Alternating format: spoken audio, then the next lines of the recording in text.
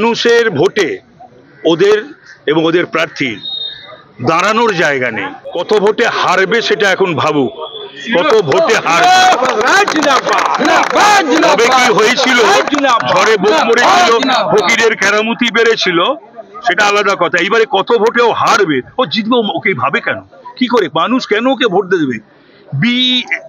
MP ল্যাডের টাকা খরচ করতে পারে না, তারপরে কোন মুখেও ভোট চায় এবং মানুষ ভোট দেবে ওকে।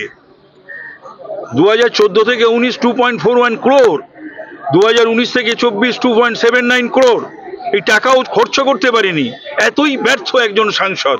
প্লাস উত্তর কলকাতার মানুষের কথা, উত্তর কলকাতার কথা, বাংলার কথা এখন নিশ্চয়ই বেরিয়ে সাজিয়ে গুজিয়ে তৈরি হচ্ছে, না তো লিখে টিকে রেডি করে দিচ্ছে কেউ, সেটা বলবেন।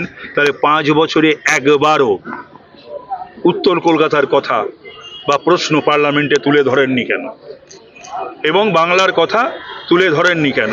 তিনি কোন মুখে ভোট চান? মানুষ তাকে পায়নি। মানুষ গান ধরেছে উত্তর কলকাতার, তোমার দেখা নাই রে, তোমার দেখা নাই। আর উত্তর কলকাতার মানুষের ভোট নাই রে।